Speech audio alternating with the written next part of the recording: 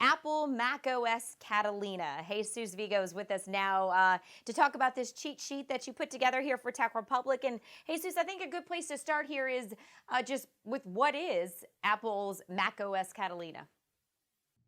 So macOS Catalina, also known as 10.15, the version, is their 15th iteration of their popular desktop OS.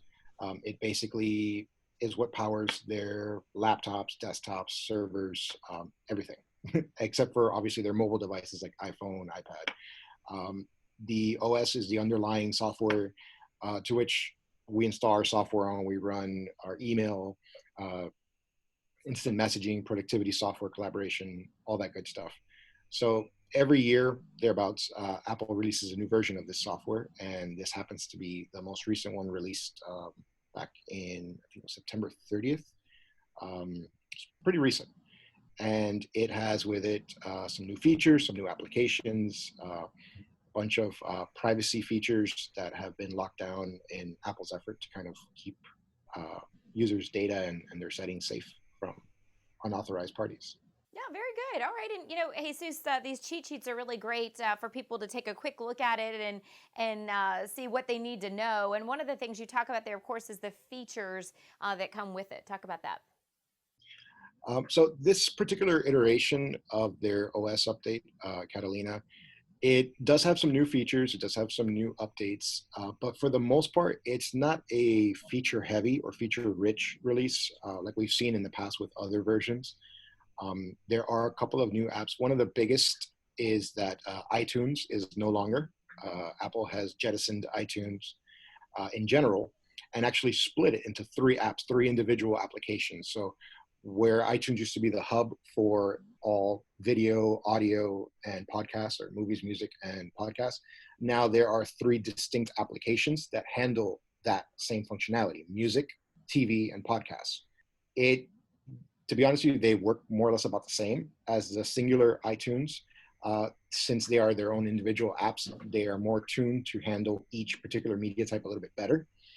So some people, will tend to like that a little bit better since they don't have this one giant app that bloats down the system, but rather these individuals that can kind of be a little bit easier to maneuver.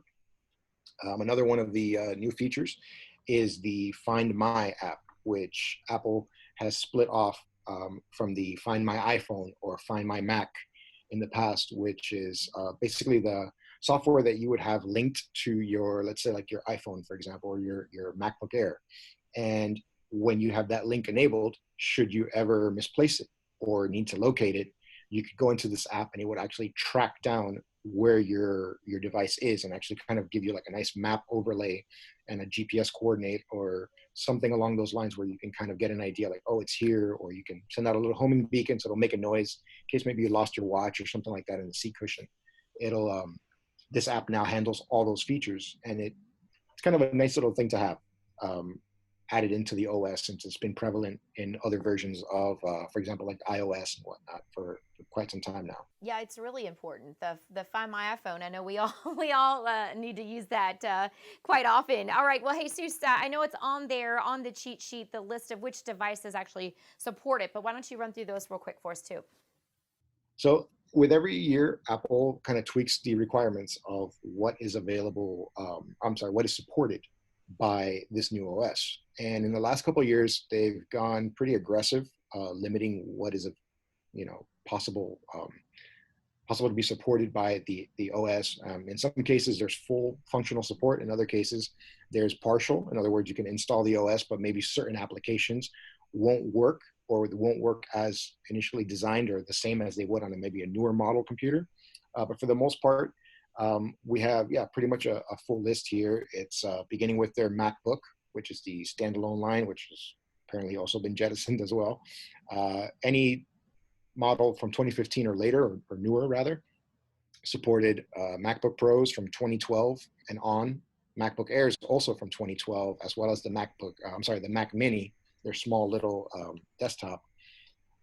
Rounding out the desktops, we have the iMac from 2012 as well, and newer iMac Pros created in 2017 or newer. That's the newest line, so they'll be pretty good for now, support wise. And Mac Pros, the large tower Macs, they actually have seen the largest amount of cuts. They haven't really had many releases in the past few years.